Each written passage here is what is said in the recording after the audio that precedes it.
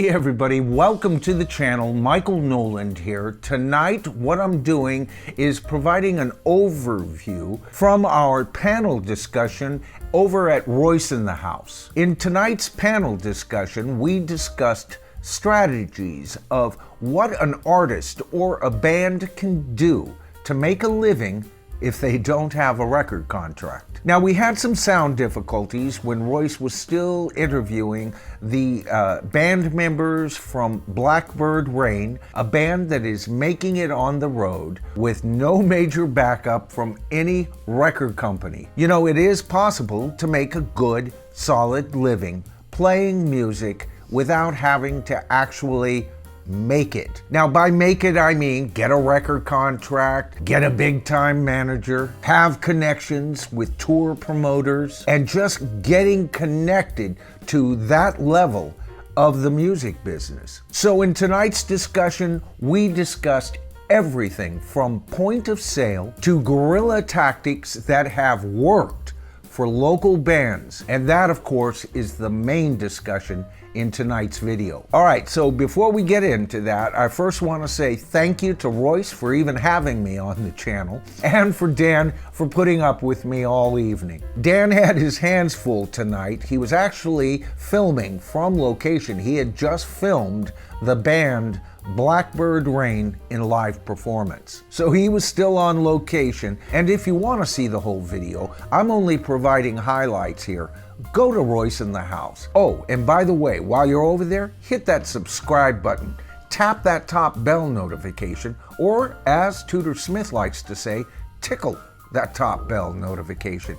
Either way, whether you tickle it or you tap it, you will be notified of all of Royce's new videos. And of course, while you're still here, I invite you to hit that subscribe to the tribe button. And over here, we tap that top bell notification. And guess what? The same thing happens. You get notified of all of my future videos. So let's go ahead and join Royce in the House. Well, we're talking about bands that, can't get a recording contract and, what they need to do to survive.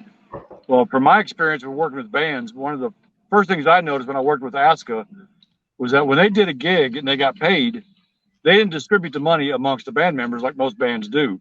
They took the entirety of that money and put it in the bank. The band actually had a bank account, and they used the money they got paid for the gigs to produce their own CDs, to start the merchandise.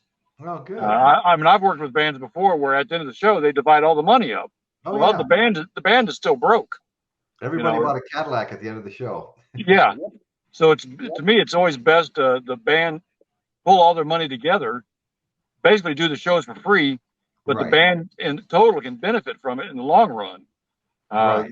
They can afford to do a lot more than they can if, every gig, everybody's broke, and Right. you can't, you're wishing for, you can do your own CD independently, Yeah. and pay for it, then mark it up and sell it at the shows, T-shirts, and it adds up after a while if you get plenty of shows. I was going to say, Dan is absolutely right. I can't tell you how many times I was stuck in a position with brilliant players. I mean, they were really good players, but they were playing for beer money.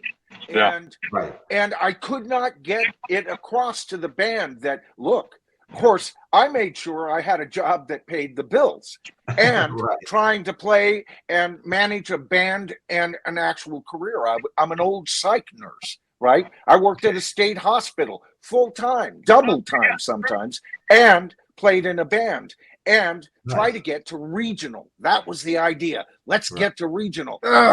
Trying to get them, it's all divvying up the money. And here we are playing, $400 gigs at the Forestville Inn, 60 miles north of San Francisco. And that $400 was more important to the other members of the band than a possible future. And Dan is 130% correct here, man.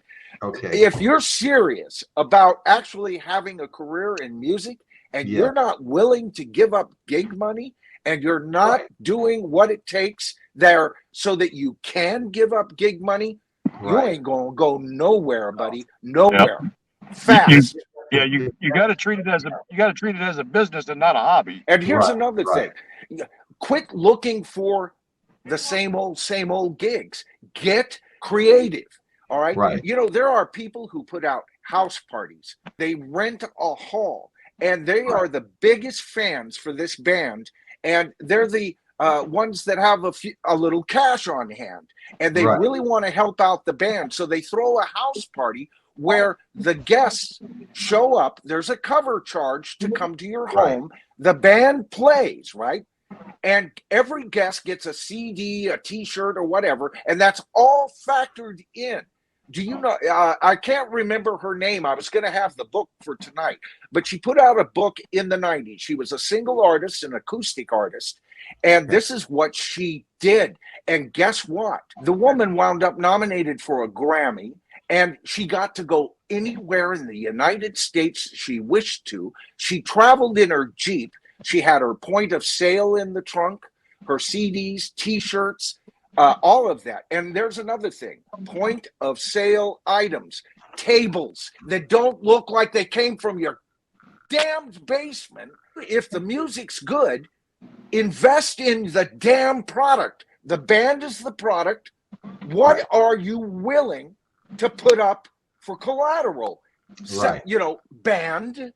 It can't be just one guy putting it all together and then feeding out beer money to guys who don't really want to make it, because it's the bands that put it together, that put all of this together, that without a contract, they're making a living today, Royce. They're making a living on the road today. No, thank you, RCA. We don't need you, Columbia Records. We can do it on our own. Now, of course, if the opportunity comes, you know, sniff right up Columbia's ass if you have to.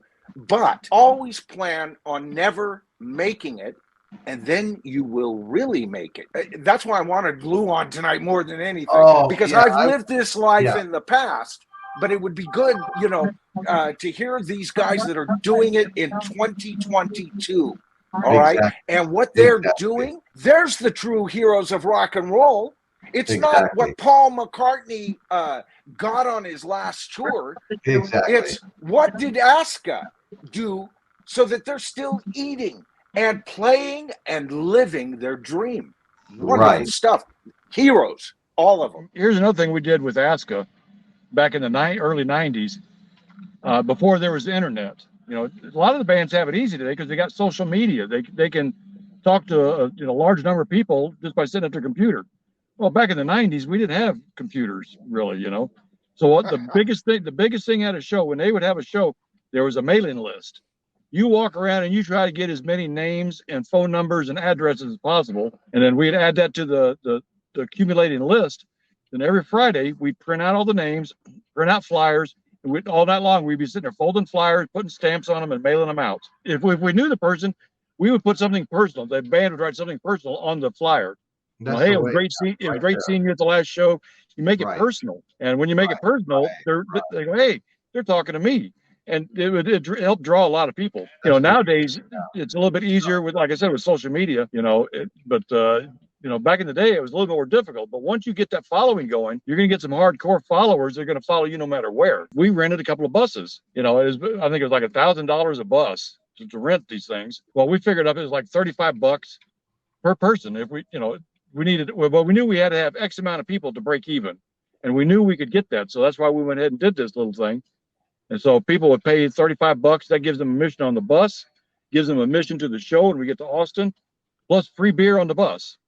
You know, and people remembered that. A built-in audience. You took your audience. So for those who actually show up at the gig, they think they're at a bigger event. Yes. And looser wallets, right? The bigger the event you're at, the more tempted you are to actually buy point of sale items like CDs, T-shirts, things like that.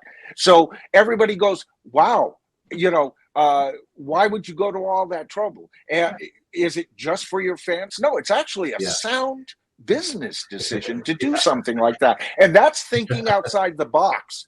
You know, Right. that really is. It's like, okay, we don't have record company money. What can we do to gain interest? Well, I think it's a fantastic idea of busing the people in, like you said. You figured out the cost and everything. Now, I've never bused to a concert. I went to a Snoop Dogg concert in a motorhome with a bunch of my friends, and of course, we're drinking all the way there. And when you do that, it's drinking all the way, you know. And so I would imagine when you finally get to the venue, you know, at the concert, everybody's in a really good, happy, and shouting, you know, shouting for the band type of mood. You know, I mean, was that pretty much the experience, Dan? Oh yeah. You know, plus on the bus, you know, the band, you know, when we're on the bus, the band members would actually perform some of their songs acoustically. So you got like a pre-show before you got to the real show. And this, again, I wish Lou was on tonight, because we had a slight disagreement as far as streaming, right? And so I'll just give my opinion, and then maybe next week we can hear Lou's counter to that. But I think bands should be giving away every damn thing they can so that they can make money. Now, here's the deal. If I had a band to do again, first of all, I'd set up another YouTube channel, not just the bottom line. Okay. Right. And what I would do is I'd look at it as my own personal freaking TV station. First of all, let's say you get your first 1,000 subscribers, you get monetized. Okay. That'll take a while for any original band, but they're shortcuts and you can do them. But here's the deal. You get to 1,000, right? You tour your ass off, and you start, and you get physical cards. Everybody thinks physical cards are dead. You want to bet? What a mistake. If you haven't got 1,000 business cards in your van and at least 25 of them stuffed in your wallet, you're making a mistake. When I was 18 years old, I was playing in a band. I was looking to, you know, I was just starting to get good enough to actually start getting some bars. 18, I wasn't supposed to be in them, but that's another story. All right. And I took on a job selling European high wire tickets for a traveling show for the Sonoma County Sheriff's Association up here in Sonoma County, right? All right, so here was the gig, is we call through the phone book every night. Hello, ma'am. This is Howard Miller. Yes, I did use that name. Howard Miller. My middle name is Howard. My girlfriend's last name at the time was Miller. So, I was taught by a bunch of old, and I mean 60 to 75-year-old former boiler room operators from the 30s and 40s how to sell on the phone. These guys set up boiler rooms in Chicago, New York, LA, and would travel the country setting up phone gigs back in the 30s and 40s, making money. So it had kind of gotten hard to do that. It had become a bit illegal. So what they did is they got all of these associations around the country to sponsor them. So for a certain percentage that went to poor, unfortunate children for the Sonoma County Sheriff's Association, which, by the way, the Sheriff's Association didn't have any sheriffs. They were just an association associated with the Sonoma County Sheriffs, right? And so you would call these up. They hire students to do the home calls, but the real money is when they call the local barbershop and say, can you sponsor a book of tickets for kids at Hannah Boy Center to go to this European high wire show, right? Well, it wasn't, I got good at it. These guys were teaching me. I learned to make my 18-year-old voice sound like a gruff 45-year-old. If you're not using that kind of approach, listen, rock and roll, when you get to it, for those who don't have those record contracts, it's a boiler room operation or it's death. You got to take a look at what you don't have. How can you get the closest thing to what you don't have? All right. That's why we're talking about disc makers. All right. A wonderful company. Listen, I paid up about $1,500 up front, got myself, or was it 18? It may have been 18. All right. And I got my 1,000 CDs and everything they promised me. But at the time, at least, disc makers, they promised a whole lot. They promised an art director. They promised a mastering. They promised an engineer that would do a write-up on their favorite part of the song and to push it forward. Those things were slightly lacking.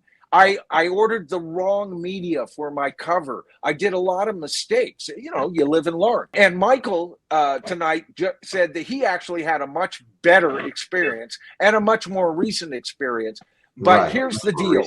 Yeah. No matter where you go to get those CDs burned, make sure that company knows what the hell they're talking about and what they're doing. Because I know more than one, not just myself, artists who didn't quite get what they thought they were going to get with that. Okay. And then you're stuck with it, man. You've got 1,000 copies you got to unload. And 1,000 copies for a local artist, that's a lot of CDs. That's a lot of CDs, yeah. Yeah. I was about to say, I know a guy that had a band here locally, good band, but he over-ordered. You know, I went to his house, opened up the closet door, and there's nothing but CDs in there. And this is like 25 years ago. I bet he still has some of those CDs because the band broke up, so he's stuck with the CD. And here's the thing too, is when you're stuck with that, at the time I could have actually ordered, I think, as few as 500. That would have been the smart thing to do. Sell those, and save the money, and that would have gotten the next 500. Now you've got a rotating product. It's fresh. And if it doesn't sell so well, you saved on 500, first of all. And second of all, now to re-record something and get another project out there. Yeah. Don't live and die by something that doesn't work. I would rather be pushing a homemade burned CD with my own stuck-on label with superior music than the disc maker's product I got over there, and mistakenly, not just on disc maker's part, on my part, and I'm still just stubbornly pushing it because I've got 600 copies left. What do I do with that? It's a waste of money, and it was a bad investment. And I know with Aska, they would know when they were running low on CDs, and they would order more before they ran out. I think they made a mistake one time. They sent their masters off and never got the masters back. Yeah. The other thing too is companies like that, they have 2 or 3 mastering engineers. They're a 24-hour service. They're always burning. They're always mastering it. They've got CDs off into the oblivion that are waiting to be printed up. And what you want to do, which I didn't do, is you want to ask to interview the mastering engineer who will be mastering your product. And you want that written in the contract. And then you want to listen to some of his stuff. Don't believe in your product so much. Give some people time to listen to it. Is there final recordings? Is there a cut on there that shouldn't be on there? Put out 7 songs on your CD instead of 11. If there's 4 songs, it's going to crucify the product. Put the very best out there and leave the best footprint that you can in the snow, because it's cold out now. All right, so that about covers it for tonight's video. I want to thank everybody for watching the video. If you got anything out of it, please feel free to give us a thumbs up. That helps Algo find his rhythm for some reason, and evidently the videos do a whole lot better. And of course, you're always invited to share my videos. It's been through the sharing of my videos that this channel has grown. So, I've said it before, exponentially. And of course, as usual, the names you see in front of me are brand new subscriber folks. Welcome to the tribe. I'm Michael Noland. This is The Bottom Line, and I'll see you in my next video.